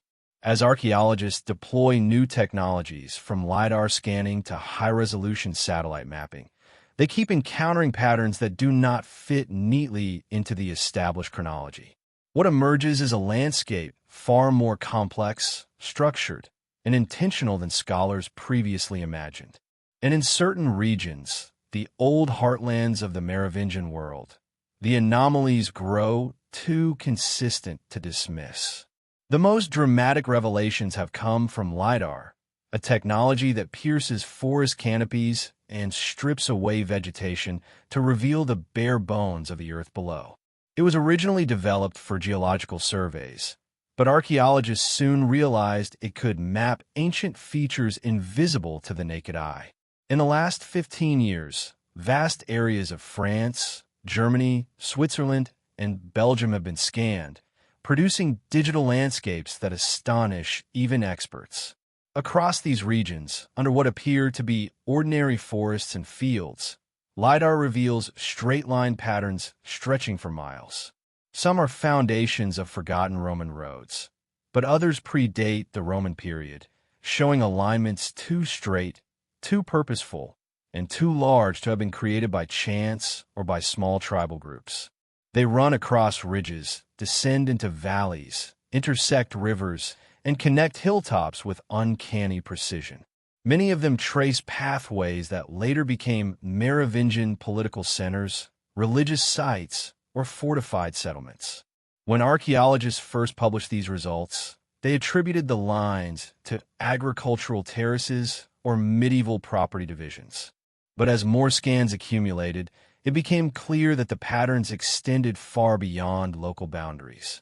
Their scale suggests planning across distances far greater than typical medieval polities could manage. Someone at some point had mapped out the land using a coherent system, mathematical, geometric, perhaps astronomical. And then came the troubling realization. Several of these lines align almost perfectly with the axis described in legends surrounding the so-called meridian of the Blood Kings.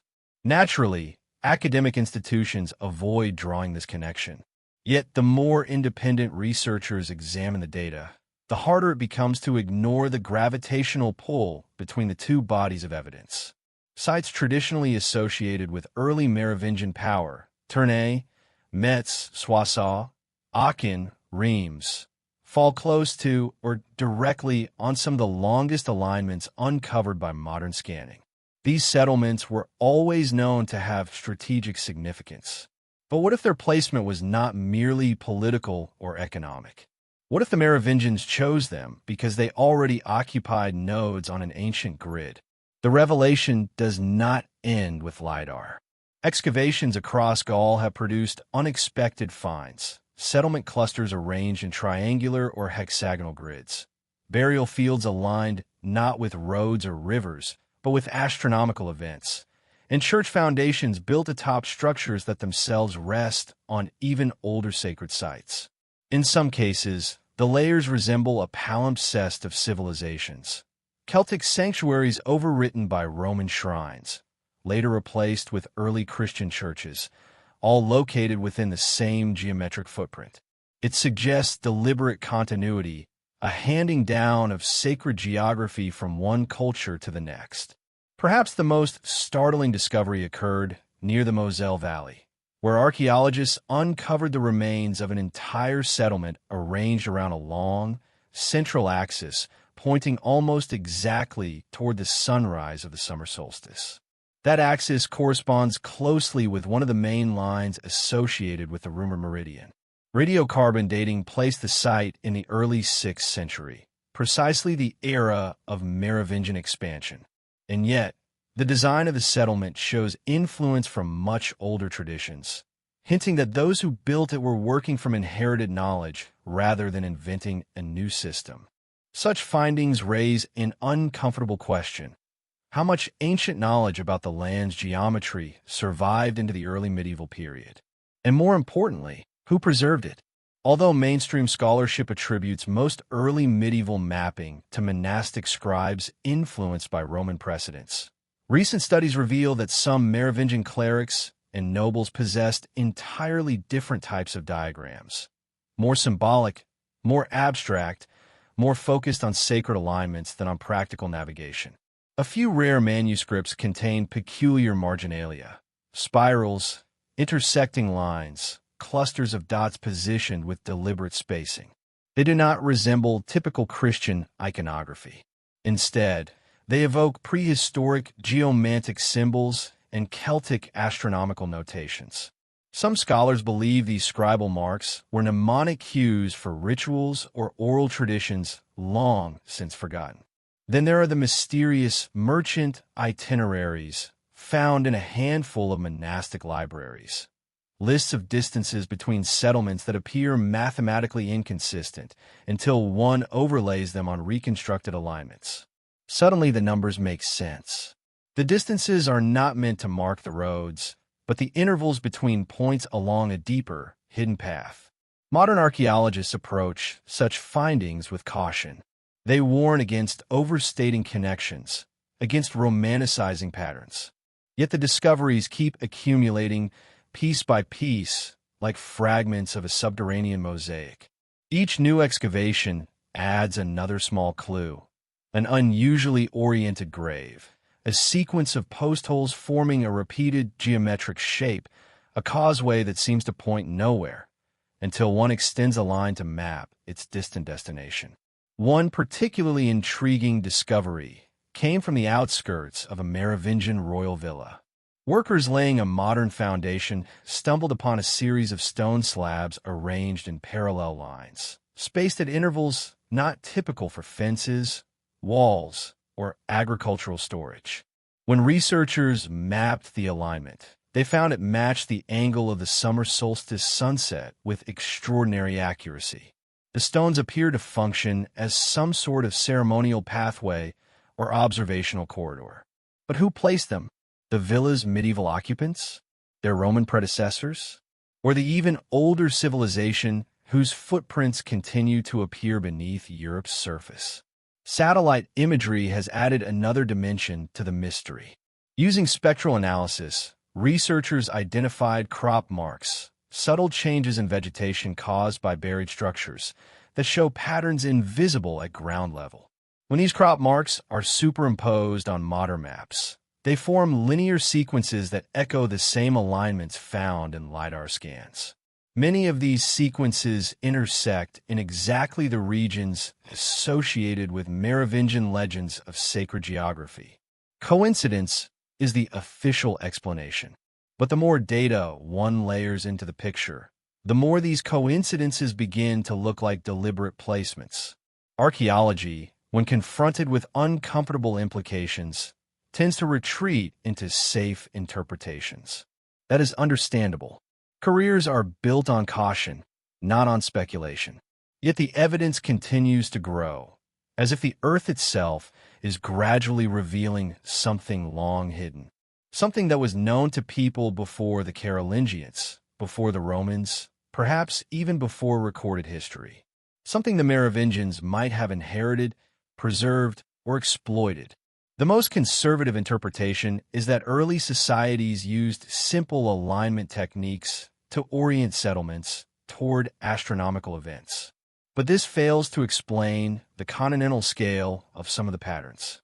The more bold interpretation, the one silently whispered among archaeologists who have seen too many anomalies to remain skeptical, is that ancient Europe was organized according to a forgotten principle of sacred geography, one that survived into the Merovingian era and influenced their rise to power.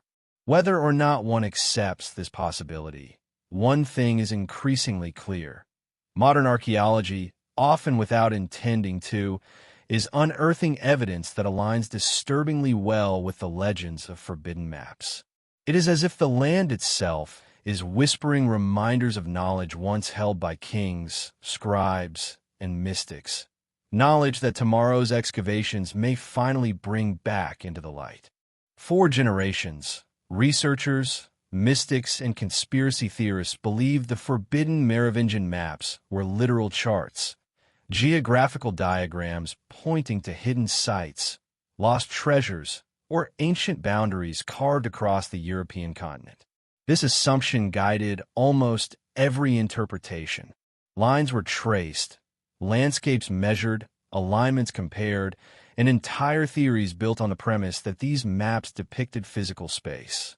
But what if that assumption was wrong from the beginning? What if the maps were never intended to guide travelers across soil and stone, but rather to direct initiates through layers of meaning, layers invisible to the uninitiated eye? Gradually, a new interpretation has begun to surface, pieced together not from a single discovery, but from a constellation of clues. It comes from unusual manuscripts, scattered inscriptions, and curious marginal drawings that appear in texts associated with the Merovingian world. When examined collectively, these clues suggest a shocking possibility. The forbidden maps were multi-dimensional diagrams that merged geography with something far more elusive: ancestral lineage, spiritual cosmology, astronomical cycles, and rites of kingship. They were less like maps and more like keys. The first hint emerges from a curious pattern found in several early medieval manuscripts. Diagrams that seem cartographic at first, but behave strangely when placed over actual terrain. Their angles do not match hill lines. Their distances do not correlate to known roads or rivers. Instead, they mirror patterns seen in genealogical charts and cosmological diagrams. The same spirals used to mark star paths appear to mark royal bloodlines. The same intersecting triangles used to symbolize constellations appear drawn over what were supposedly territorial divisions. It is as though the scribes were not mapping land, but mapping something layered beneath land, something conceptual, symbolic, metaphysical. One scholar described these documents as maps of power rather than maps of place, a phrase that captures the growing realization. The Merovingians may have encoded their worldview into a system that blended territory with theology, kingship with cosmos. To them, a kingdom was not merely a physical territory. It was a web of relationships between the living, the dead, the stars, and the land. Therefore, a map could not be limited to terrain. It had to reflect the invisible forces connecting everything. Another clue comes from the so-called interlace patterns found in Merovingian art. At first glance, these intricate woven designs resemble simple decorative knots. But when researchers overlay certain interlaces on archaeological reconstructions of ancient settlements, an astonishing match appears. The same looping patterns recur in the layout of roads, courtyards, and foundation lines, suggesting that the designs represent a structural principle rather than mere ornamentation. Some scholars believe these patterns encode memory, the paths of ancestors, the cycles of rule, or the transfer of symbolic authority through successive generations. If true, the forbidden maps may have echoed these principles, acting as guides not for travel but for ritual. A breakthrough comes from a set of obscure commentaries written by a Carolingian monk who harshly criticized the diagrams of the old kings. He accused the Merovingians of practicing a heretical geometry, claiming they measured the world not by God's design but by the whispers of the earth. He describes circles within circles, lines that bypassed known borders, and strange symbols marking the stations of power. While he undoubtedly intended to condemn, his testimony inadvertently illuminates something profound. The forbidden maps were cosmograms, structured models of how the Merovingians believed power flowed through both land and lineage. The monks' writings describe one symbol in particular, a vertical line representing a heavenly descent, crossed at intervals by horizontal bands. It is the same symbol that, centuries later, resurfaced in Templar inventories and esoteric manuscripts. Some believed it represented the axis mundi, the world axis connecting heaven, earth, and the underworld. But within the context of Merovingian kingship, it may have symbolized something more specific, the royal bloodline itself as a cosmic conduit. The vertical line is the ancestry of kings. The horizontal lines mark epochs or coronations. The intersection points represent moments of transition when the old blood reasserted its divine mandate. Overlay that symbolic structure onto a geographical line, the rumored meridian, and the meaning deepens. The forbidden map is not a chart of land, but of kingship distributed across land. It suggests that the Merovingians saw their rule not as political domination, but as participation in a cosmic pattern. To reign from certain locations was to position oneself within the flow of this invisible structure. Their palaces, churches, and burial grounds were not placed for strategic convenience. They were placed to echo the intersections of the cosmic diagram. In this view, geography becomes ritual. Territory becomes initiation. A kingdom becomes an embodiment of the map. The final piece of the puzzle appears in a text that predates the Merovingians by centuries, an obscure Roman commentary on barbarian star priests who charted the land using celestial measurements. The Romans described how certain tribes aligned their settlements not to rivers or resources, but to the rising and setting points of certain stars. These alignments were believed to link the tribe to ancestral spirits or divine forces. When the Merovingians later rose to power in the same regions, they inherited not only land but memory. It is possible that the forbidden maps were attempts to preserve fragments of that older star-based tradition, blending it with Christian symbolism to hide it from ecclesiastical scrutiny. Scholars who study the intersection of ancient astronomy and sacred geography have long argued that many early medieval rulers used celestial events to legitimize their authority. Coronations timed to equinoxes, processions along solstitial paths. But the Merovingians appear to have taken this further. Their entire system of rule may have been structured around the belief that heaven and earth mirrored one another, and that the king's duty was to maintain alignment between the two. The forbidden maps, then, were instruments of harmony, tools to ensure the earthly kingdom matched the celestial pattern. This interpretation also explains why the maps were feared. A cosmogram that tied kingship to star cycles and ancestral lines would undermine the church's attempt to ground political legitimacy in divine sanction alone. A model showing that power derived from cosmic inheritance, rather than ecclesiastical approval, would threaten those who sought to control coronations, borders, and dynastic succession. The Carolingians, who overthrew the Merovingians, had every incentive to destroy or conceal any system that validated their predecessor's divine right. Perhaps the most striking realization is this: the maps were not meant to be read by the public. They were reserved for kings, seers, and ritual specialists. Without the oral traditions and initiatory knowledge that accompanied them, they were indecipherable, lines without meaning. But in the hands of the initiated, they revealed the hidden architecture of the world. And so the mystery deepens. The maps were not maps. They were expressions of a worldview in which ancestry, land, sky, and destiny intertwined. They were not guides to hidden treasures, but to hidden truths. Truths powerful enough to alter the course of European history. To rediscover these maps today is to be confronted with a haunting question. How much of Europe's past was built upon unseen principles, forgotten systems, and erased knowledge? And how much remains hidden beneath the stories we think we understand? Across Europe, a strange and unsettling pattern begins to emerge when all the evidence is brought together. Archaeological anomalies, ancient alignments, sacred sites, early medieval settlements, and the cryptic diagrams attributed to the Merovingian scribes. When each fragment is isolated, it seems incidental. But when layered, traced, and connected, a hidden geometry reveals itself across the continent, like a vast and forgotten architecture carved not into stone but into the land itself. It begins with the longest alignments found in LiDAR scans. They stretch hundreds of kilometers, passing through forests, fields, and mountains that should have broken their straightness long ago.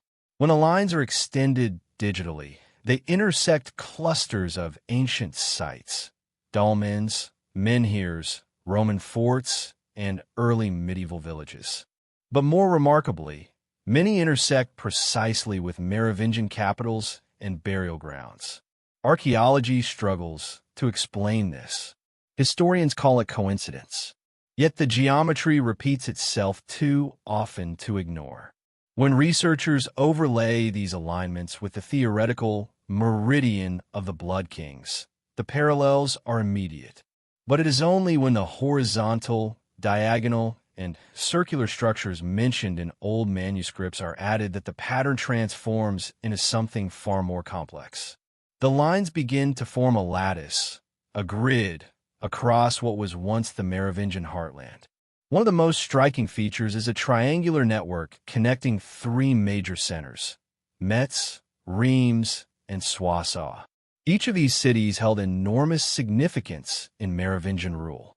Metz was the ancestral seat of several kings, Reims the site of sacred rites and legendary coronations, and Soissons a political center filled with lore and legend. When connected, the distance between them forms an astonishingly precise triangle, one nearly equilateral. In ancient geomancy, equilateral triangles represented balance between earth, sky, and ancestral memory.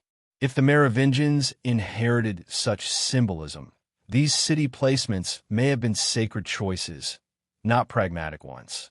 From the corners of this triangle, additional lines extend outward like spokes of a wheel, connecting to minor settlements, monasteries, and ancient sanctuaries. These alignments form what early European mythologists called a king's web, a network through which the power of the land was believed to flow. In this model, a ruler did not dominate territory by force alone, but by aligning himself with the natural and spiritual currents embedded in the landscape. The Merovingians, if the pattern is intentional, embedded their dynasty into these currents. The reconstruction continues westward, where a second triangle, larger and slightly rotated, emerges, linking Paris, Orleans, and Tours. This triad mirrors the eastern one so precisely that the two triangles together form a six-pointed geometry across the heart of France. Scholars who explore ancient geomantic traditions note that such a configuration symbolizes heaven descending to earth, a sacred harmony believed to ensure the prosperity of a kingdom. Later Christian texts describe France as the eldest daughter of the church, But this older geometric pattern hints at a pre-Christian concept of France as a land chosen by the stars. Further south, the line extending toward the Pyrenees intersects with ancient pilgrimage routes, some predating Christianity by centuries. These paths align with solstitial sunrise and sunset lines, tracks used by prehistoric cultures to mark transitions between seasons. Merovingian kings placed monasteries and outposts along these routes, as if preserving the ancient rhythms of the land, even while adopting new religious identities. To the north, the grid extends toward the Rhine, where three more geometric shapes emerge. Circular alignments, formed by hill forts, early churches, and burial mounds, create what archaeologists describe as ritual landscapes. These circles overlap like ripples across water, and at their intersections lie sites associated with royal assemblies or mysterious archaeological features. The Merovingians held frequent councils at these points, suggesting that the gatherings were deliberately staged on nodes of significance. Then comes the most perplexing pattern of all, a diagonal line connecting the North Sea coast to the Alpine foothills, intersecting exactly with the central axis proposed in earlier sections. This diagonal line passes through ancient sanctuaries, Roman milestones, and early medieval relic sites. It mirrors a diagonal beam found in several Merovingian diagrams, an oblique path considered symbolic of transitions, initiations, or rites of passage. If the map encoded both land and lineage, this diagonal may represent the movement of royal authority, tracing the path through which tribes migrated, families ascended, or dynasties evolved. When all these elements, triangles, circles, meridians, and diagonals, are layered together, the landscape begins to resemble an enormous mandala stretched across the face of Europe. Each line, each site, each city participates in a larger pattern. Whether accidental or intentional, the resulting grid feels too elegantly structured to dismiss as random. It echoes sacred geometry found in cultures worldwide: Egyptian temple alignments, Celtic cairn networks, Mesoamerican city grids, and classical geometric systems used in Roman surveying. The most intriguing aspect is that the grid aligns with astronomical cycles.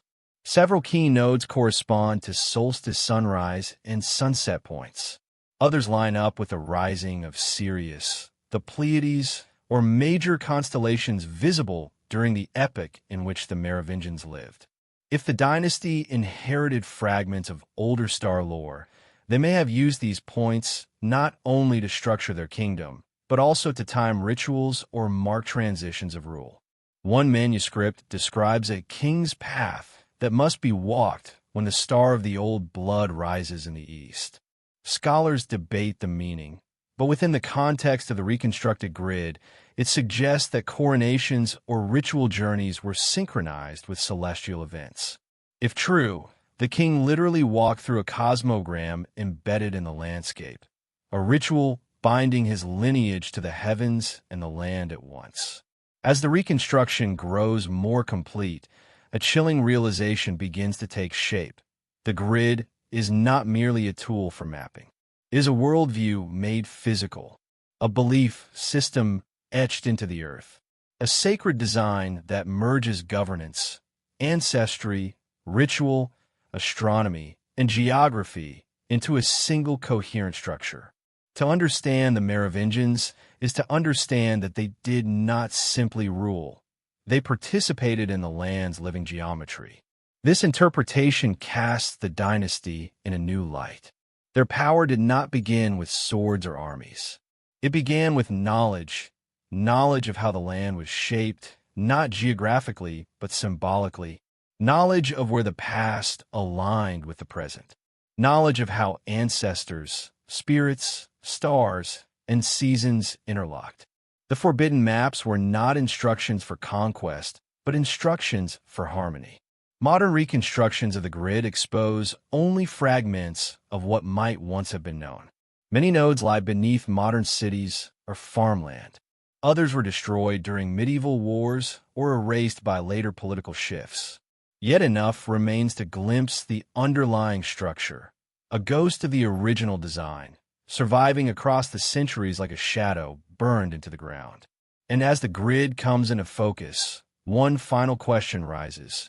If the Merovingians built their kingdom upon this hidden architecture, what other secrets lie beneath the lands of Europe, waiting for someone with the right eyes to see them again?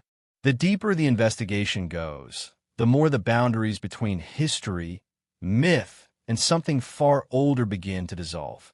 At first, the strange geometric pattern across the landscape seems like an intellectual curiosity, an archaeological riddle that demands patient interpretation.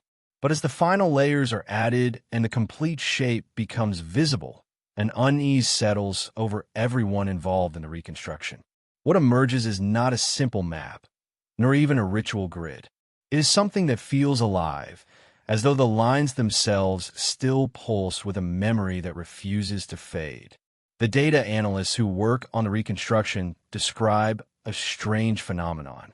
Whenever they attempt to overlay modern infrastructure, roads, railways, power lines, city grids, onto the ancient pattern, the present begins to warp around the past. Some modern routes unexpectedly follow the old alignments with uncanny precision.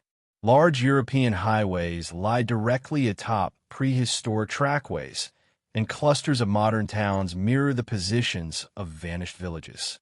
It is as if later civilizations subconsciously echoed the ancient design without ever being aware of it.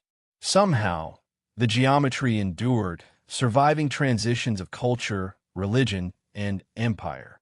It passed through revolutions, wars, and political fractures, yet its shape subtly guided the growth of Europe like an invisible hand.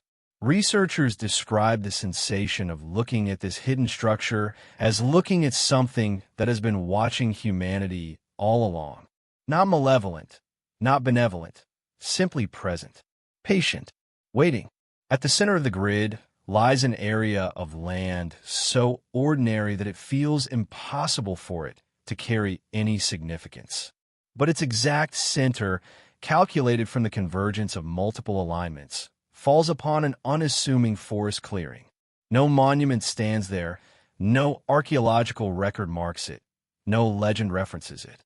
And yet when the team visits the location, something feels wrong. Birds fall silent.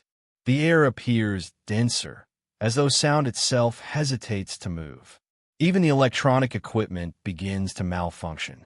Compass needles twitch. GPS devices lose connection and reset without explanation. One investigator describes the sensation as standing in a place that has been purposely forgotten. When soil samples are taken from the clearing and sent for analysis, they reveal anomalies. The magnetic composition of the ground is subtly different from the surrounding region, almost as if the earth has been manipulated or altered at some time in the distant past. But there are no signs of digging, no foundations, no ruins. Whatever happened here, if anything happened at all, left no visible trace. Only the invisible geometry remains, pointing again and again to this place like a finger pressed silently against the earth. The team begins searching historical sources for any mention of the clearing. Most reveal nothing, but in a medieval manuscript held in a remote monastic archive, a passage appears that describes an unnamed location where the breath of the world rises and sinks. The text warns that no king may step within it unless he carries the sign of the deep lineage, a phrase associated with the Merovingian belief in a semi-divine bloodline. The manuscript says the place is where earth listens and heaven remembers. No coordinates are given, but the description matches the clearing in a way that chills the researchers. More unsettling still, the manuscript refers to a ritual performed there during a great silence, a celestial event interpreted by modern scholars as a rare astronomical alignment involving the moon and a specific fixed star. The next occurrence of this alignment will happen in only a few years. Suddenly, the reconstruction no longer feels purely academic. It begins to resemble a countdown. In the final phase of the study, the researchers attempt to trace the deepest layer of the grid. This layer consists of faint lines that cannot be seen on satellite images, maps, or archaeological records. They are mathematical projections derived from the repeat patterns of the primary grid. When extended, these ghost lines form a spiral curling outward from the central clearing. Spirals are common in ancient symbolism, representing cycles of renewal, descent into the underworld, or the unfolding of time itself. But this spiral is not symbolic. It is geographical, stamped invisibly onto the land. The spiral intersects with places long connected to myths of entrances into the earth. Caves used for prehistoric rituals, sinkholes associated with underworld deities, Roman sites dedicated to gods of transition, and medieval churches built over springs once believed to be gateways between worlds. The realization that these scattered sites align perfectly with the spiral is deeply unsettling. It implies not only intention, but continuity across cultures that never met, across eras separated by thousands of years. Someone, or something, maintained the pattern long before the Merovingians appeared, and the dynasty merely inherited a fraction of the knowledge. The spiral also passes through the locations of several unexplained disappearances recorded in folklore. Shepherds who vanished without trace. Monks who walked into forests and were never found. Entire hamlets abandoned overnight. Local legends speak of places where the world folds or paths that do not return. The stories have always been dismissed as rural superstition. But now, mapped against the grid, they no longer feel random. The more the researchers uncover, the more the air around the project begins to change. Meetings grow quiet. People speak in lowered voices. A few members quietly resign. One admits that she cannot sleep anymore. Every time she closes her eyes, she sees the grid glowing against the map of Europe, pulsing like a heartbeat. Another insists they have gone too far, that some knowledge is not meant to be resurrected. His colleagues laugh, but only lightly, and not for long. In the final report drafted before the project is suspended, one conclusion appears in careful, almost nervous language. It states that the structure uncovered across Europe is not merely a mapping system, not a religious symbol, not a ritual landscape, and not an administrative tool. It is something more comprehensive, an ancient framework through which successive cultures shaped their understanding of the world. A framework so deeply embedded that even when forgotten, it continues to influence the regions it spans. The final line of the report is the most haunting of all. This architecture was not created to be seen. It was built to be felt. And as the investigation draws to a forced halt, one question hangs over everyone who touched the project. A question no one dares voice, but all instinctively understand. If this hidden design shaped the past so profoundly, what part of the future does it still hold in its grip?